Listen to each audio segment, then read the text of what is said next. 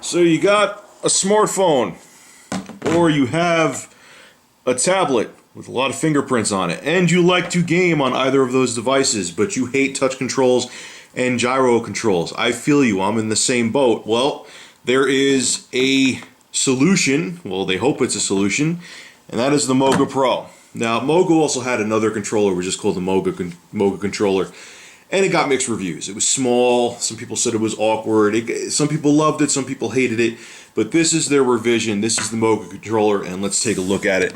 You could use this with your smartphone, your tablet, and there's a piece of software you download from Google Play that allows you to, basically they have a list of games there, and you could use games that are designed to work with the Moga, or it has an HID mode, which, so if you're using like an emulator or a game that doesn't support the controller, you could still set it up to work with the controls, kind of like how you would with like a Logitech controller on a computer. But let's take a look at the controller first. It's really, changed the color scheme, and it's pretty much an Xbox 360 controller, but we'll still look at it. But there's obviously a couple differences because it's meant for mobile gaming. You have your two clickable thumbsticks, feel very similar to a 360 controller. This is your pairing button right here. You have select and start, X, A, B, Y. All the buttons actually have the analog sticks have an incredible feel on them. They feel just as good, if not slightly better, than the 360 analog sticks. Maybe the 360 ones may have a little bit of an edge because they're grippier, but these feels very well made. The directional pad definitely blows away the 360 one. This one's easy to play. I played Sonic the Hedgehog with this, and it's a breeze to play with it. It feels like almost as good as the Super Nintendo D-pad. It loses a couple points because it has a slippery surface. It's not that kind of grippy surface that the SNES controller had, but it's hell of a lot better than what the 360s offer. And I hate to keep bashing it, but that's probably the worst D-pad ever. I think a lot of you agree with me too. Love the 360 controller. It's one of the most comfortable controllers of all time, but D-pad on that thing is god-awful. Even Microsoft has kind of accepted that fact. We'll look over here. Now, if you have a smartphone, this is very interesting, and I thought this was going to be a crappy gimmick, but I'll show it to you. So you want to take this, you're going on a business trip, you're going away with family or whatever, you just want to take it with you on a train, commute to work. This is how you would game with this. Check that out. You put your phone in there. Now, I saw other people reviewing this, and I'm like, wah, wah, really? Like, that's going to work out well? And it does. Look. I'm not being light and gentle with that. Go the other way, too. You really would need to really knock this thing, like someone have to knock it out of your hand for this to fall out, like hit you hard. Like there's two, so if you want a game on your phone, it almost becomes like a Vita or a PlayStation Portable, and all you gotta do, pull it out, and if you look over here, these really kind of super rubbery grips that hold it in.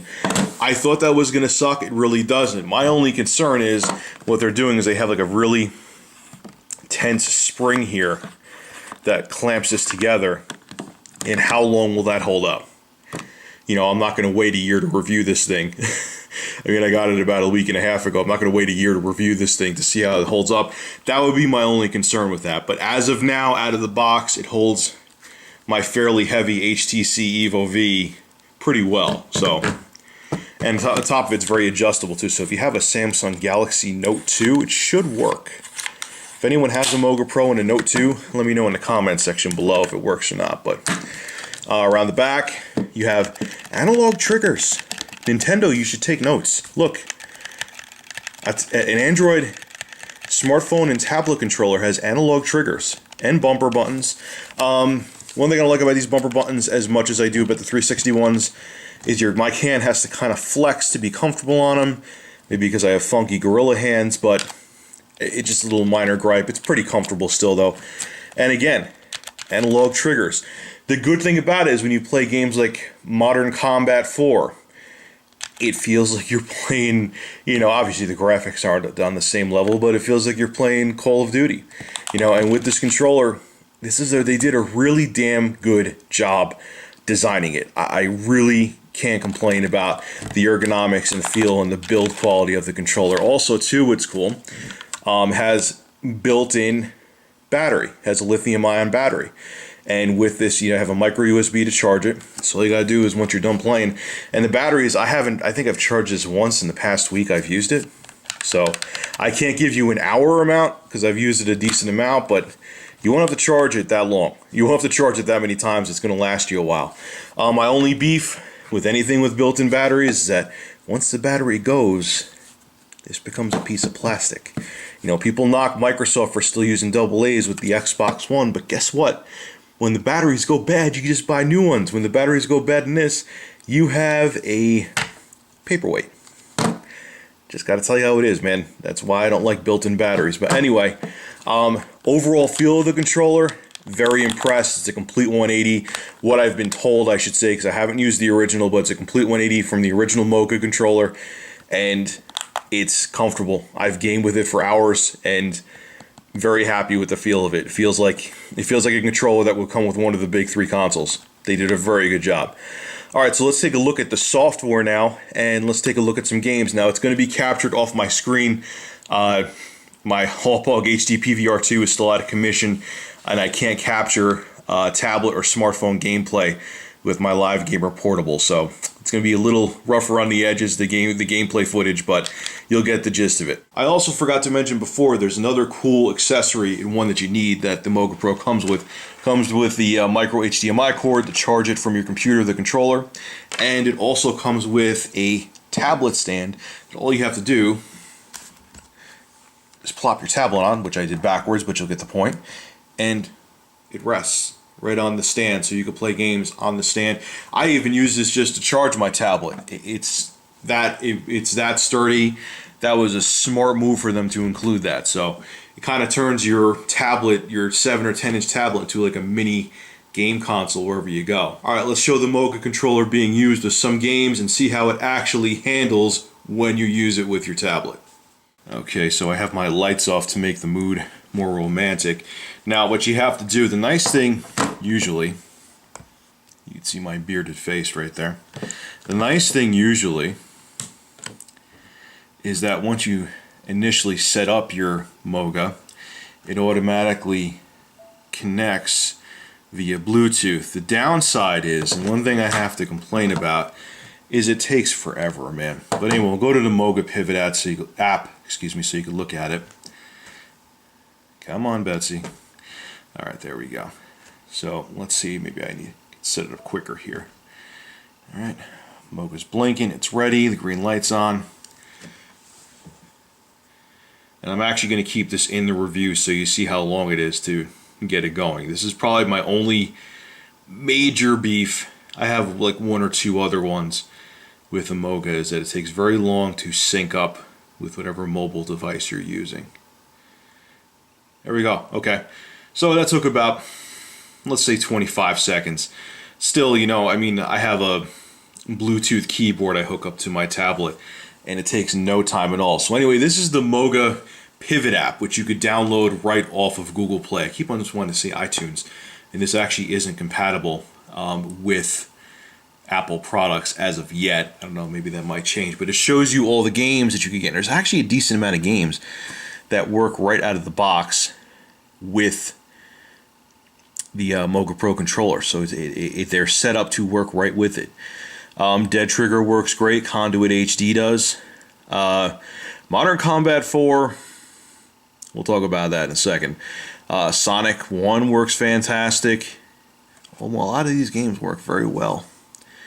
And they have a whole, they have A to Z. You could look around the list, you could see other games. They show you the new ones, the featured ones. Crazy Taxi works with it. And they have games in alphabetical order here. So if you want to see, maybe there's a game you just don't remember the name exactly, you just want to find it. There you go, there's all the games. Let's load them off the internet as I'm doing this. That's why it's taking a while.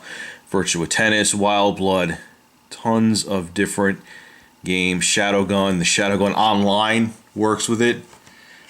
Real Boxing, which I have. So there you go. It's actually a decent list of games. There's a lot that don't work with it though, also too.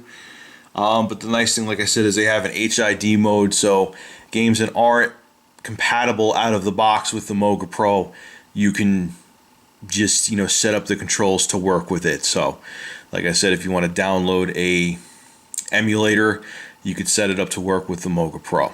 So anyway, let's take a look at some games now. Let's start off with Doom, because Doom works amazing with this. And there you go, the controls are flawless. And I like this Doom GLS engine too. It kind of adds, it's not as cool as Brutal Doom.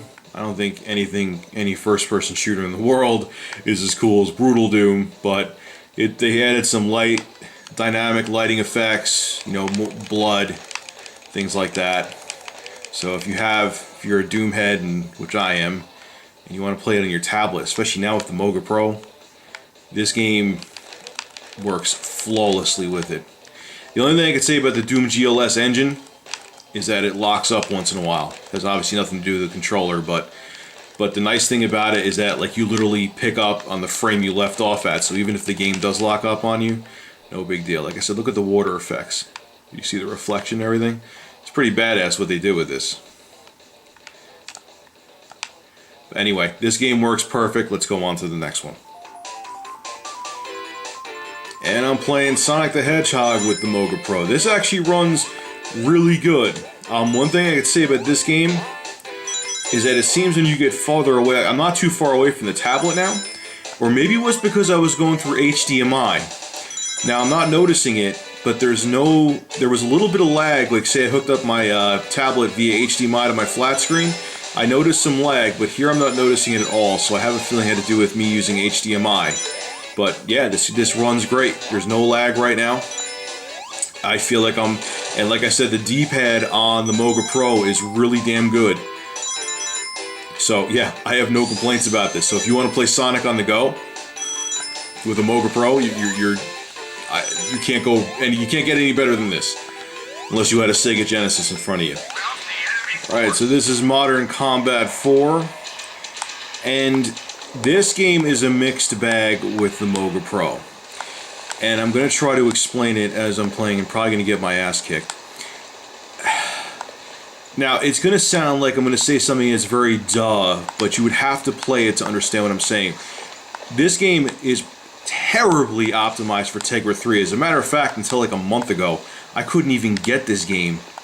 And I can only play it on my smartphone, the HTC Evo. I couldn't even play it. I forgot what you have to do here to get up. Oh, you gotta click the left. Now, when the frame rate drops, the controller becomes less responsive.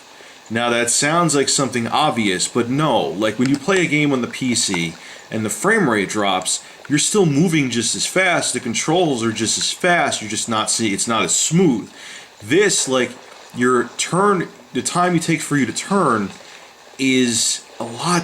When the frame rate drops, it's like the controller kind of crawls like this. So you can't rely on the Moga Pro with Modern Combat 4. And this game is borderline unplayable without an actual controller. How people, maybe on a large screen like this, I actually have only played this with the Moga Pro on my tablet, but so maybe using the touch controls on a larger screen, because I tried it on my small phone, forget about it. But yeah, I don't know. I can't recommend, like, so say you wanted to only buy this for playing Modern Combat 4. Got some bad news for you. And where the hell is everybody? I don't really care because it's not the point. But anyway, I can't give it a seal of approval with Modern Combat 4. Oh, cool! I got a kill because it's just not stable enough. So let's move on to one more game, and I'll give you guys my final verdict on the Moga Pro. All right, so now we're playing some Dead Trigger. And this game runs fantastic with it, but what pisses me off is you still have to use the touchscreen for a certain, like, to navigate menus. And to me, it's just like, are you kidding? Because say you wanted to do like what I was doing on my flat screen, and you wanted to use your tablet as a game console with Dead Trigger, you can't, because you'll constantly have to get up to do certain maneuvers. And that's another thing with Modern Combat 4 as well, is there's like quick time events that you have to use the touchscreen.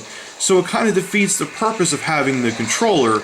You know, okay, yeah, all right, you know, like they're going for that PS Vita mode where, you know, there's a touchscreen where you have to do certain things in games, but sometimes you just want to sit back, lounge, and play the game, which most games let you do. I kind of want to say to the two developers, like, what were you thinking? Ooh, I'm getting my butt kicked right now.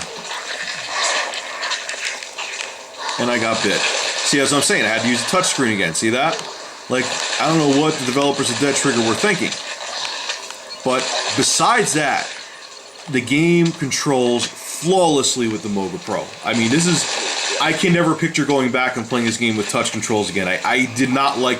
I mean, I enjoyed the game, but it was very frustrating with touch controls. And now it's like night and day. This game is way more enjoyable with the Moga Pro.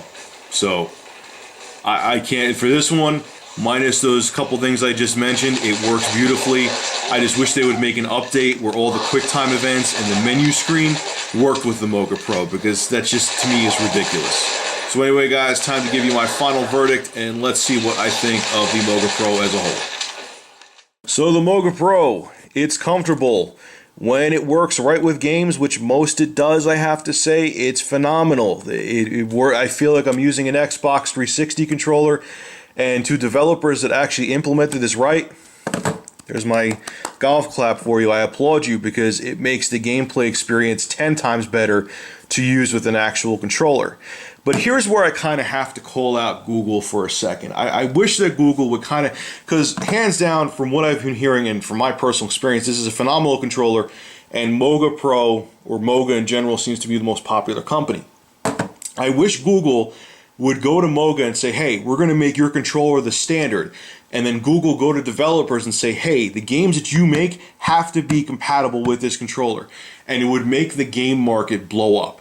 Because then you see lazy ports, like I have to say Modern Combat 4, it's just not a smooth experience with it. And I'm going to have to call them out and say it's lazy because they didn't fully implement it. They still touchscreen, QuickTime events, and same with Dead Trigger. You can't. It doesn't make it a full console experience and doesn't make it a comfortable experience, because like I said, you want to take your tablet and hook it up via HDMI, which you can do with this Asus tablet. Guess what? You still got to go and walk up to the screen. And if there's a QuickTime event, like in Modern Combat 4, which is time sensitive, you can't sit down on your couch because you're going to have to be ready right away, or else you're going to die. So I wish that Google would take the Moga Pro, or whatever company they're choosing, and say, hey, you're the standard. We're going to go to game developers and say you have to make it compatible with this controller, and boom, the problem would be solved. And I guarantee you the Google Play Store game market would explode 10 times bigger than it already is. But do I recommend this? I'm going to say yes, because I'm really blown away by it, and the games that it worked well with were flawless. And especially if you're going to get into using emulators and things like that, yeah, but the problem is that this needs to be a little bit cheaper. It's $50 for that thing, and I have Amazon Prime. I've seen some places even sell it for $60. It's a controller, okay? And people are going to go and say, well, hey, you know, Microsoft and Sony sell their controllers for $60. I don't agree with that either. I don't agree with that at all. They shouldn't be selling them for that high a price. It should be much cheaper. You know, this is an accessory, and on top of it too, if they made it cheaper, it would penetrate the market more, and then developers would be more enticed to make their games work with the controller, and it would definitely become a standard.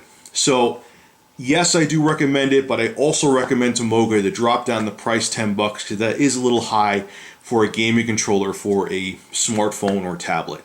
But I like it. It's comfortable. I'm very impressed, and the games that I played with it, most of them work perfectly. So, thumbs up to you, Moga. It's a good product. Anyway, folks, this is Rich of Review Tech USA. Make sure to rate, comment, favorite, and subscribe. And as always, thank you for supporting my channel. Have a good one.